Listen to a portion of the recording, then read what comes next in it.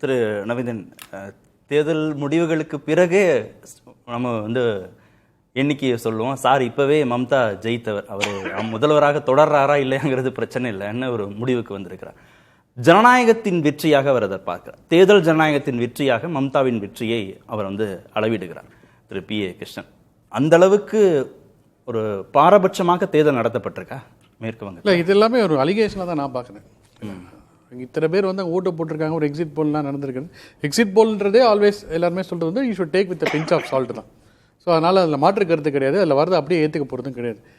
இங்கே கொஞ்சம் பார்க்கும்போது கொஞ்சம் டீப்பர் அனாலிசிஸாக பார்க்கும்போது 4 கார்னர் ஃபைட் இது.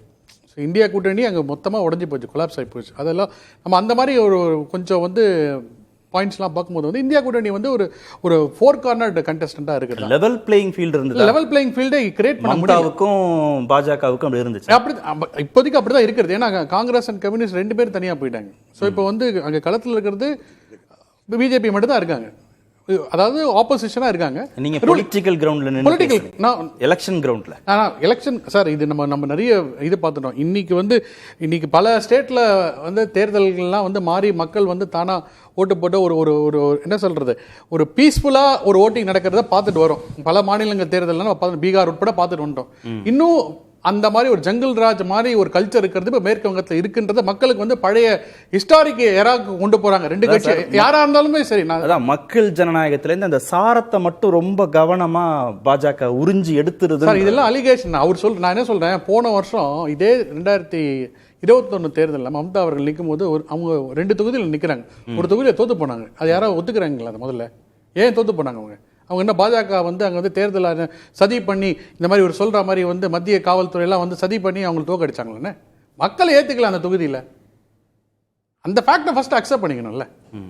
அவங்க ரீகண்டெஸ்ட் பண்ணி இன்னொரு இதுதானே வர்றாங்க அவங்க. சரி, எந்த மாநில தேர்தலில் இதுவரைக்கும் இல்லாத அளவுக்கு 600க்கும் மேற்பட்ட அதிகாரிகள் மாற்றப்படுறாங்க. தேர்தலுக்கு முன்பு அந்த சமயத்தில் 600க்கும் மேற்பட்ட அதிகாரிகள், உச்சபட்சமாக தலைமைச் செயலாளரில் தொடங்கி உள்துறை செயலாளர் தொடங்கி டிஜிபி தொடங்கி கமிஷனர் தொடங்கி எந்த மாநில சட்டமன்ற தேர்தலில் இந்த அளவுக்கு அதிகாரிகள் குறிப்பிட்ட காலத்திற்குள்ளாக மாற்றப்பட்டிருக்கு? சார், அது தேர்தல் டிஸ்கிரிஷன் பவர் சார். அது யாராவது மாநிலத்தில் நான் என்ன சொல்றேன், அது கேட்கணும்னா பாராளுமன்றத்தில் போய் அதுக்கு ஒரு ரெசல்யூஷன் ஃபார்ம் பண்ணி அதை அவங்க முடக்குங்க. பட் நீங்க சுப்ரீம் கோர்ட் போறீங்க, கேஸ் போடுறீங்க, எல்லாமே அது நிலுவையில தானே இருக்குது. இதுக்குமே ஒரு ரெசல்யூஷன் பர்மனன்ட் ரெமெடியே இல்லை. we cannot speak on mere allegations. புரியுதுங்களா? அங்க இருக்கக்கூடிய மக்கள் அவங்களுடைய இப்ப என்ன ஆகுது, மம்தா பானர்ஜி அவர்கள் ஒரு கட்டத்தில் பார்த்தீங்கன்னா அவங்க ஒரு அப்பீசிங் பாலிடிக்ஸ் மூவ் ஆயிட்டாங்க. அது அங்கே இருக்கக்கூடிய மக்கள் ஏற்றுக்கிறாங்களா இல்லையான்றது, ஏன்னா அந்த ஒரிஜினல் பெங்காலி ஐடென்டிட்டின்றது அங்கே சில இருக்கக்கூடிய பாரம்பரியமாக இருக்கக்கூடிய பெங்காலி அவங்க ஃபீல் பண்ணுறாங்க, அவங்க அக்செப்ட் பண்ணிக்கிறாங்க. இந்த மாதிரி ஒரு இமேஜ்லேருந்து ஒரு கல்ச்சுரல் இமேஜாக இருக்கக்கூடிய வெஸ்ட் பெங்கால்ன்றது அது நீங்கி அதுலேருந்து வேற இடத்துக்கு போயிட்டு இருக்குன்றது அங்கே இருக்கக்கூடிய மக்கள் ஃபீல் பண்ணுறாங்க. கிருஷ்ணகார் சார் கை உயர்த்துறார், கேட்டு வந்துருமா? இந்த தேர்தலில் ஒரு 27 லட்சம் பேர்களுடைய வாக்களிக்கும் உரிமை மறுக்கப்பட்டிருக்கிறது என்பதை நாம் மறந்துவிடக்கூடாது. இன்றைக்கு இந்த 27 லட்சம் பேர்களும் வாக்களித்தால் அதில் 99% மம்தாவுக்கு தான் வாக்களிப்பார்கள். அதனால் இன்றைக்கு பாஜக எவ்வளவு வாக்கு எடுக்கிறதோ அது மம்தா பானர்ஜி எவ்வளவு வாக்கு எடுக்கிறாரோ அதோடு இன்னொரு 27 லட்சத்தை கூட்ட வேண்டும். அப்படி கூட்டினால்தான் இன்றைக்கு மேற்கு வங்காள தேர்தலுடைய உண்மையான நிலை தெரிய வரும். அப்படி கூட்டாவிட்டாலுமே மம்தா பானர்ஜி வெற்றி பெறுவார் என்றுதான் நான் நம்புகிறேன். அதுல பெரும்பாலானவர்கள் இஸ்லாமியர்கள்ங்கிறது ஃபேக்சுவலா கரெக்டா? அதை சேர்த்து பேச வசதியா இருக்கும். அது இஸ்லாமியரா இருக்கலாங்க, அது அது அது அது அது பிரச்சனையே இல்லை. இஸ்லாமியரா இருக்கலாம், இஸ்லாமியர் இல்லாமல் இருக்கலாம்.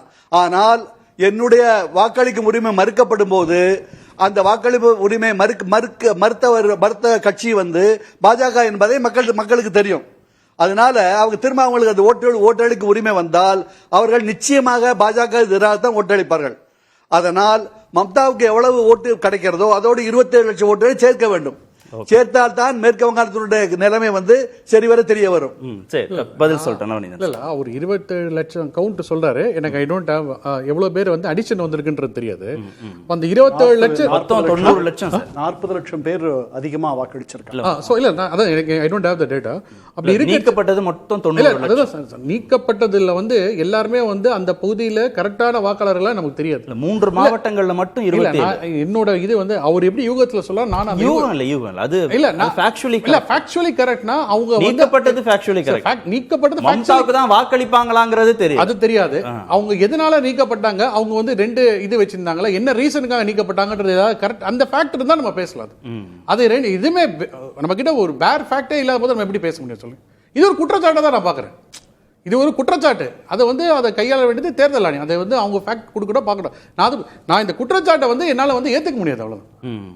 நீங்க வந்து மம்தாக்கு வந்து ஒன் சைடடாக நம்ம பேச முடியாது இல்லையா. ஏன்னா அங்கே ஒரு ஆன்டி இன்கம்பன்சி இருக்க தான் இருக்கும். அதை ஃபர்ஸ்ட் அக்செப்ட் பண்ணுங்க. யாராக இருந்தாலும் அக்செப்ட் பண்ணிக்கலாம் சார். நீங்கள் தமிழ்நாட்டில் இருக்கலாம், திரும்ப திமுக வரலாம், அது வேற விஷயம். பட் ஆன்டி இன்கம்பன்சி இல்லவே இல்லை, ரூல் அவுட்னு சொல்ல முடியுமா? ஏதாவது ஒரு ஸ்டேட்டில் சொல்லுங்க. அவங்க 15 இயர்ஸாக இருந்திருக்காங்க. ஒரு சிக்னிஃபிகண்டாக அவங்க வந்து என்ன பர்ஃபார்ம் பண்ணிக்கோ அந்த ஊர் மக்களுக்கு தெரிய போகிறது. ஒரு வந்து எப்பவுமே மேற்கு வங்க வந்து ஒரு இழுபறி நிலைமையில் தான் மத்திய அரசோட இருந்திருக்காங்க. ஐபேக் போட்டாரும் அவங்க போடாங்க, போய் ஏதோ ஃபைலில் தூக்கின்னு வராங்க, நிறைய விஷயம் நடந்த சம்பளம் பார்த்துட்டு வரோம் நம்ம. ஸோ ஒரு எப்பவுமே ஒரு வந்து ஒரு டைட்டாக அவங்க சென்ட்ரல் கவர்மெண்ட் யூனியன் கவர்மெண்ட் இருக்கிறது நம்ம பார்க்குறோம். ஸோ அதனால அது இட் கேன் கோ எனிதிங். இதில் வந்து இதையும் மீறி மம்தா இருக்காங்கன்னு பார்க்காம மத்திய அரசாங்கம் இருக்காங்கன்னு இல்லை சார். அவங்க ஒரு வந்து ஒரு மோதல் போக்கு அவங்க வச்சிருக்காங்க. மம்தா வச்சுக்கிறாங்க, மம்தா வச்சிருக்காங்க. மத்திய அரசு யாரா இருந்தாலும் ரெண்டு பக்கமும் இருக்கிறதா சொல்றேன். இது வந்து ஒன் சைடு கிடையாது. ரெண்டு பக்கமும் வந்து there is always a fight. ஒரு இல்ல மம்தா வச்சுக்கிறாங்கன்னா அதுக்கு வேற நரேட்டிவ், மத்திய அரசாங்கம் வச்சுக்குதுன்னா அதுக்கு வேற ஒரு மீனிங். அது சார் அதுதான் சார் நம்ம வேஸ்டா அந்த மீடியா இது பார்க்குறோம். மேற்கு வங்க ஆளுநர் ஆனந்தா போஸுக்கு என்ன நடந்ததுன்னு பார்க்குறோம். அது யார் கையில் இருக்கு சொல்லுங்க. ஆளுநர் அவருடைய வரம்புக்குள்ள அவர் செயல்படுறாரு. அப்போ மம்தா அவர்கள் அதை வந்து கேள்விக்கு கேட்கலாம் தடை பண்றாங்க. ஓகே.